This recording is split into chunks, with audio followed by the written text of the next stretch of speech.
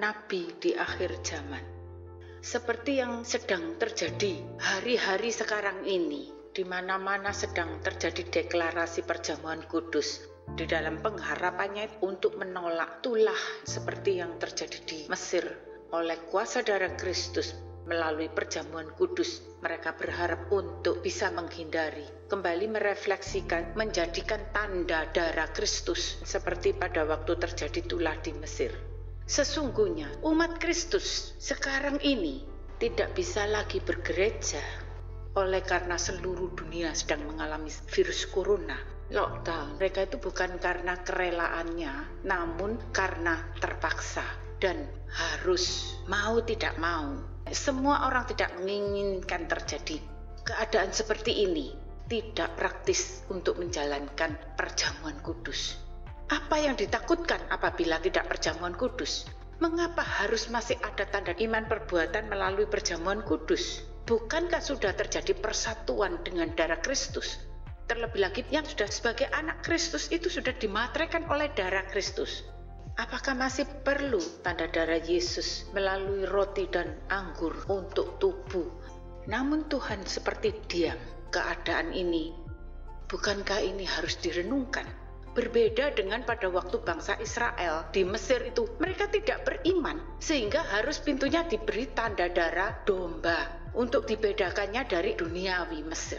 Namun umat Kristus saat ini sudah menjadi materai anak yang darah Kristus itu ada di dalamnya. Ini kan terjadi aneh. Mengapa hal ini tidak ada yang mengungkapkan, tidak ada yang bisa memberikan arahan sampai menerobos, menabrak, harus perjamuan kudus tetap dilakukan secara simbolis.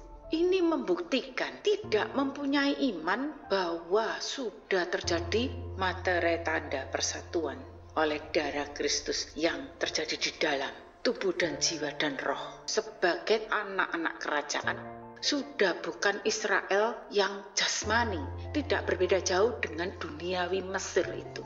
Bukan berarti terkena virus corona yang mati tidak mempunyai iman, mati pun terjadi. Itu adalah karena kasih.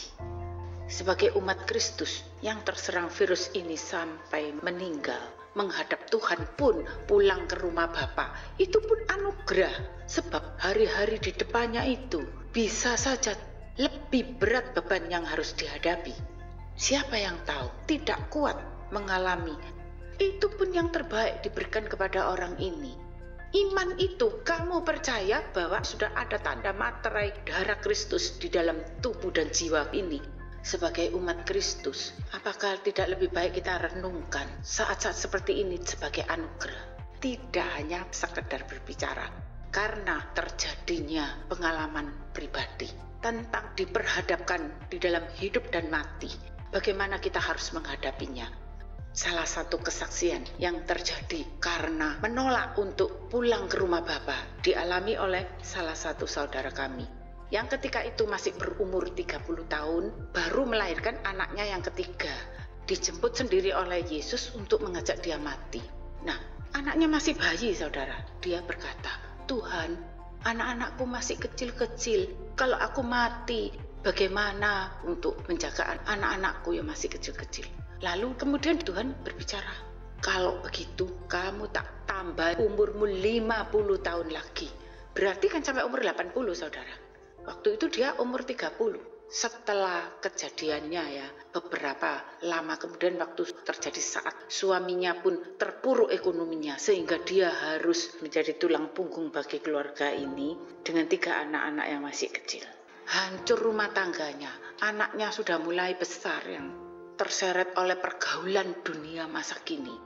Waktu bercerita pengalamannya bersama Yesus itu untuk saya memahaminya, maka sudah agak terlambat. Seandainya kamu dulu itu tidak menolak untuk mengikut Tuhan, belum tentu kamu itu mati. Karena Tuhan itu tidak sadis. Tuhan itu kasih. Manusia fanamu yang mati, namun kamu diubah menjadi baru, menjadi kuat untuk bisa menghadapi masa depanmu ini. Seperti malaikat yang menjaga keluarga dan anak-anakmu itu.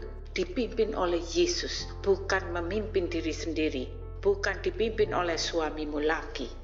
Sebelum kamu tahu, Yesus sudah tahu hari depanmu itu badai dan topan yang sangat besar datang, sehingga kamu jadilah manusia baru yang diberi kekuatan oleh karena iman di dalam Kristus, tidak menjadi dirimu sendiri, kamu menjadi malaikat bagi keluargamu. Itu sebab saya alami sendiri secara pribadi, saudara. Tapi sudah terlanjur sehingga separuh dari keluarganya termutilasi, yaitu terjadi perceraian dan anaknya pun terpuruk dalam pergaulan. Tuhan itu memberi kita mati, memberi kita hidup. Memahami hal ini itu karena kasih.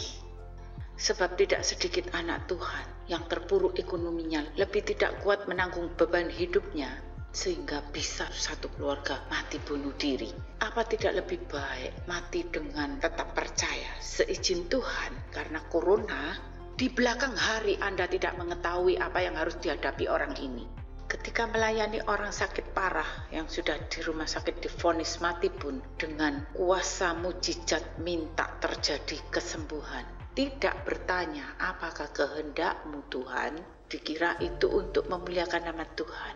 Hari-hari selanjutnya itu harus dipantau terus sampai mengalami detik akhir kehidupan orang ini.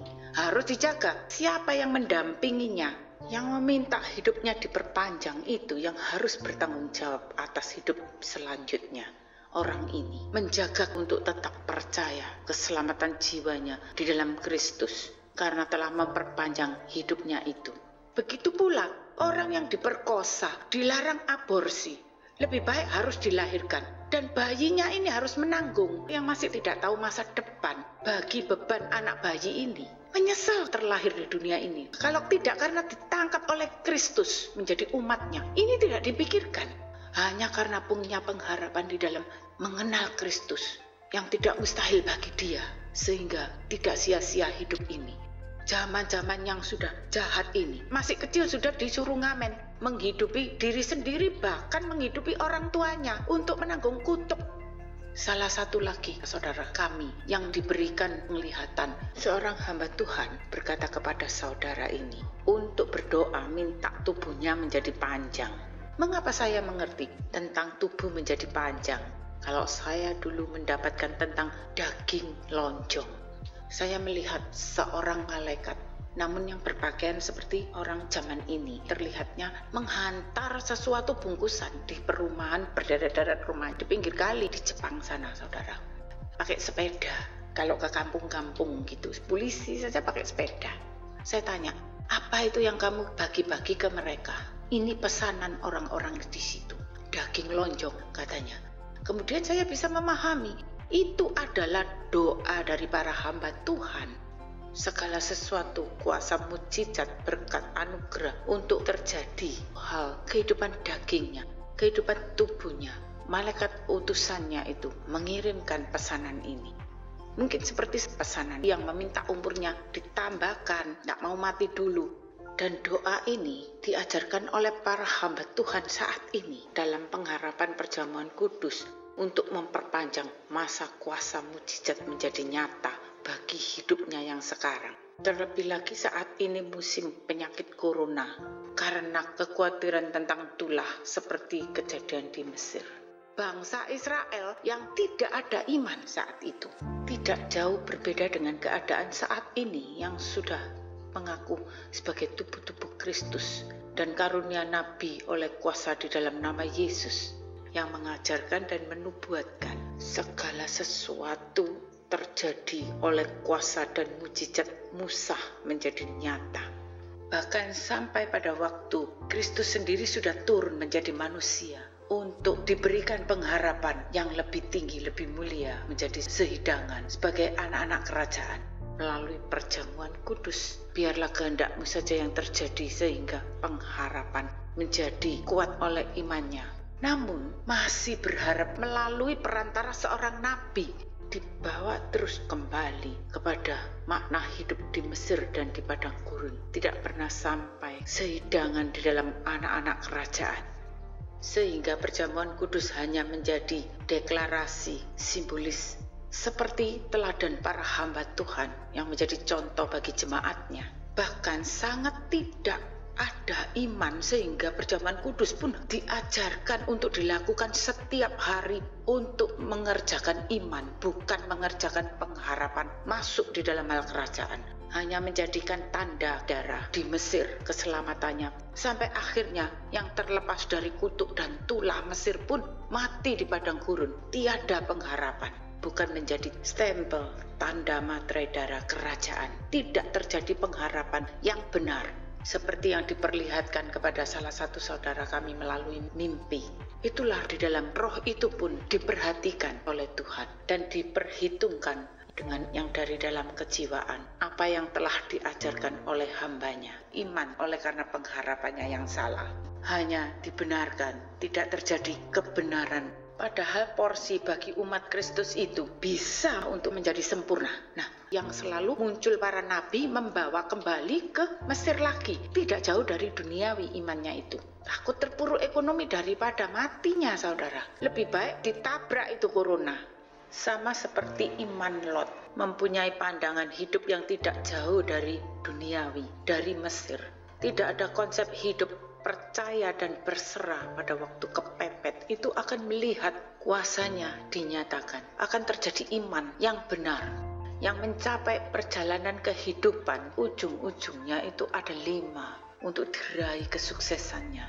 Sebagai jebakan pentagram, ujung kesuksesan itu untuk terjadi manunggalnya, persatuan dengan dunia yang pernah saya bahas, tidak akan bisa mencapai kesempurnaan. Di dalam setiap ujung itu pernah saya alami sebentar-sebentar saja. Tidak bisa untuk memahami tentang kehendak dan rencana Eloi yang secara roh dan kudus itu. Selain saya waktu itu meminta melalui mujizat dan kuasanya. Namun Tuhan mengajak saya untuk berpikir sehingga saya masuk di tengah-tengah. Bintang itu bertemu dalam ruangan perhentian. Ialah mati secara individu, disalibkan. Namun kita tetap hidup.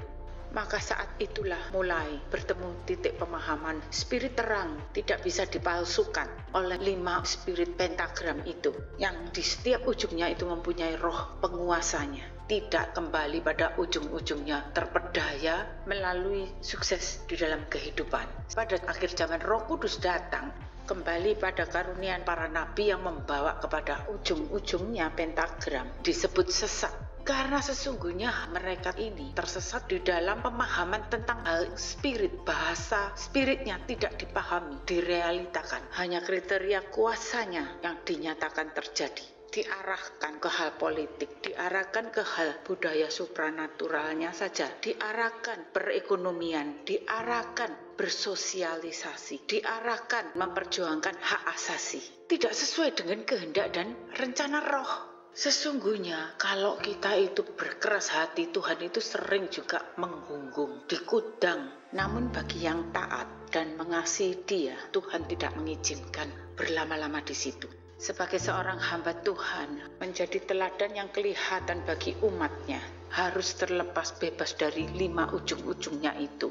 Dan mengalami perjalanan karya salibnya masuk ke dalam berhenti dari hari yang ke-6 supaya tidak terjadi terus kehidupan seperti Adam dan Hawa melahirkan Kain dan Habil yang baik diperhadapkan namun kejahatan selalu lebih besar ikut terlihat oleh Roh Kudus Tuhan.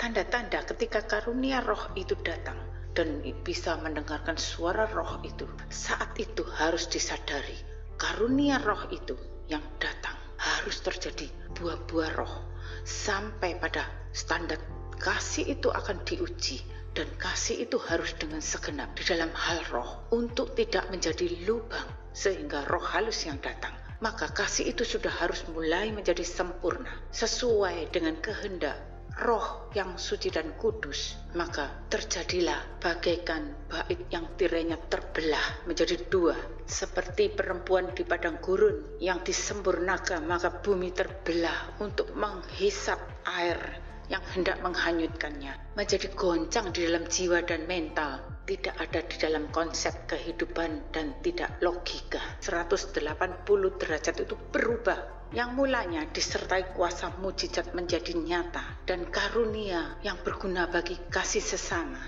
Namun kali ini bagaimana caranya supaya terjadi lebih dulu kestabilan untuk diperkenan menghadap ruang yang maha kudus. Sebab seperti yang terjadi kepada para nabi, yang pastinya lebih condong kepada kepentingan bangsanya dan kasihnya kepada sesama, itu sudah hal yang wajar dan dibenarkan pada masa sebelum proses dasar kasih itu yang utama, yaitu hanya terjadi kasih kepada Elohnya yang mutlak dengan segenap kekuatan, segenap hati, dan segenap akal budi. Sebab itu mustahil dikerjakan secara bersamaan pada waktu pelayanan sebagai hamba Tuhan, mengerjakan kasih kepada sesama dan kepada bangsanya. Itu harus segera dituntaskan, diselesaikan, sehingga pada waktu diperkenan, maka bisa sekarang ini kasih itu dipersembahkan dengan segenap kepada Eloi. Mustahil bisa terjadi kasih sempurna jika tulus kasih berbagi, karunia berbagi. Apakah bisa? Ingatlah tentang kisah gadis bijak dan gadis bodoh. Maka para hamba Tuhan yang berkarunia nabi tiada bisa menjelaskan hal ini. Sebab kasih mereka itu tidak pernah sempurna, tidak pernah terjadi kasih dengan segenap. Bahkan karunia nabi, justru mereka itu yang terus membawa pemulihan hidup kembali. Iman dan pengharapan umatnya hanya dipersiapkan ketika hidupnya di Mesir dunia ini. Meskipun mereka menerima karunia pewahyuan penglihatan, namun diartikan hanya yang sesuai dan yang terbaik bagi sesama dan bagi bangsanya. Otomatis di pihak Elohnya, yaitu Yesus yang selalu terus menjadi kurban anak domba yang terus disembelih. Sekalipun telah menjadi percaya jikalau Yesus itu sudah dibangkitkan dan sudah duduk di tahtanya yang maha kudus pun sebagai Eloi, tidak pernah dimuliakan, namun masih terus diharapkan untuk darahnya dicurahkan sebagai domba yang tersembelih untuk keselamatan bangsanya yang tidak pernah beranjak dari Mesir, hanya menyeberang melangkah di padang gurun, tidak menerima perjanjiannya. Perjanjian melalui darahnya di pintu-pintu seperti pada waktu di Mesir hanya menjadi tertumpah dengan sia-sia di pelataran, di padang gurun. Mereka pun semua yang menerima tanda itu pun mati semuanya. Karena kasih dan karunia-Nya itu dituntut untuk berbagi. Suara tuntutan dari dalam dan dari luar itu pasti datang melalui yang dinubuatkan oleh karunia nabi yang belum mengalami kesempurnaannya. Sebab itu, untuk masuk ke dalam membedah pewahyuan adalah hal spirit, hal roh. Mutlak terlebih dahulu harus terjadi kasih sempurna.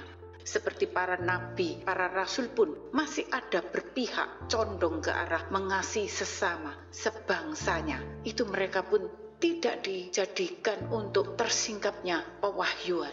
Ingat seperti kejadian Daniel menerima pewahyuan, waktunya, seasonnya tidak bisa selaras dengan kehendak dan rencana Spirit Roh Kudus tertunda. Seminggu itu bagi waktu Spirit Roh, namun bagi waktu di dunia ini bisa beratus-ratus tahun keterlambatannya untuk bisa tersingkap. Pada waktu terlambat itu masuklah roh-roh halus, roh-roh iblis yang pura-pura menjadi malaikat terang. Di dalam hal spirit itu menjadi lubang. Seperti juga Yusuf, waktu menerima pewahyuan, dia bisa mengartikan penglihatan dan mimpi itu, namun dijadikan daging, dijadikan hal realita artinya. Sehingga karena Yusuflah, maka bangsa Israel menjadi diperbudak di tanah Mesir. Alih-alihnya untuk mementaskan bangsanya. Namun apa akhirnya? Karena salah untuk memahami tentang pewahyuan dan arti mimpi dan penglihatan yang diterimanya, yang disingkapkan melalui Yusuf. Bahkan pada waktu Yesus di dalam percobaan 3 kali padang gurun, iblis yang berpura-pura menjadi malaikat terang itu, seperti baik dan benar pemahamannya itu, memikirkan kepentingan di dalam 3 dimensi Yesus. Segala sesuatunya ingin ditubuhkan, diartikan menjadi hal realita. Namun Yesus memahami kehendak dan rencana Eloi Roh Kudus dengan benar. Arti hidup oleh roh. Inilah saudara, tanpa kasih sempurna, bisa menerima penglihatan dan mimpi, bisa mengartikan, bisa digenapi seperti terjadi. Namun itu menjadi daging, untuk dampaknya hanya diperbudak oleh roh penguasa dunia dan terus diuji coba oleh kuasa roh di padang gurun. Sehingga meskipun akhir zaman ini pewahyuan disingkapkan, namun selalu saja direalitakan, disambut dengan sukacita dan gembira karena menjadi janji dan pengharapan bagi umatnya, bagi kehidupan sekarang. Namun pada akhirnya mereka kecewa dan meninggalkan Kristus sehingga banyak yang menjadi ateis. Sebab janjinya itu tidak bisa terus dipegang secara kekal dan bahkan terus masuk dalam berperkara uji coba kehidupan ini di padang gurun. Mengalami terus perkara. Karena para nabi, inilah namanya penyesatan.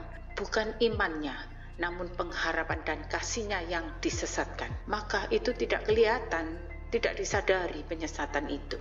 Yang hendak saya nasihatkan ialah pada waktu menerima mimpi dan penglihatan, terlebih lagi pewahyuan, janganlah hanya dinubuatkan menjadi janji lagi, dan janganlah hanya diartikan untuk ditubuhkan, didagingkan. Masuklah lebih dalam lagi pemahamannya tentang pedang bermata dua, yaitu teguran bagi arahan pimpinan yang datang dari firman untuk menjadi langkai secara jiwa dan mentalnya yang menerima perjanjian darah itu.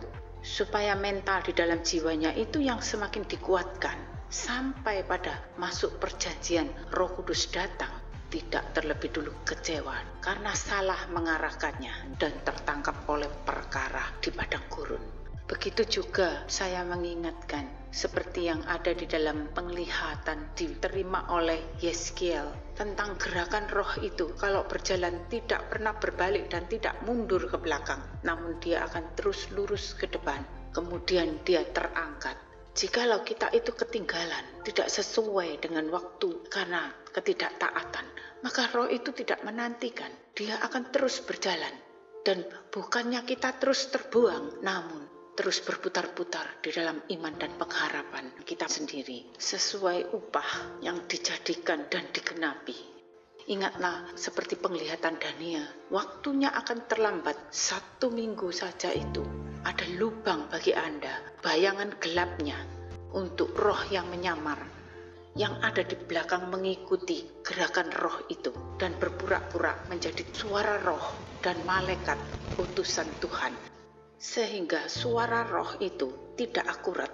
Hanya orang-orang yang sudah memahami tentang firman, yang telah mempunyai buah, terjadi kasih sempurna, yang bisa membedakan suara yang dikenalnya. Sebab Yusuf pun tidak bisa memahami yang ditangkap itu didagingkan. Maka untuk bisa komunikasi roh itu hidup, yang lebih akurat adalah dari mimpi dan penglihatan. Tapi tunggu dulu. Artinya itu jangan instan, jangan ditubuhkan sebagai janji bagi hal fana. Jangan mengikuti Yusuf, karena masanya sudah berbeda. Sekarang adalah akhir zaman, yang diproses itu adalah hidup oleh roh, bukan hidup dari tubuhnya, supaya tidak dicap menjadi nabi palsu. Pewahyuan dan penglihatan yang diterima Rasul Yohanes pun untuk bisa memahaminya itu harus menantikan, tidak secara instan, di dalam waktunya yang sesuai dengan kehendak dan rencananya. Amin.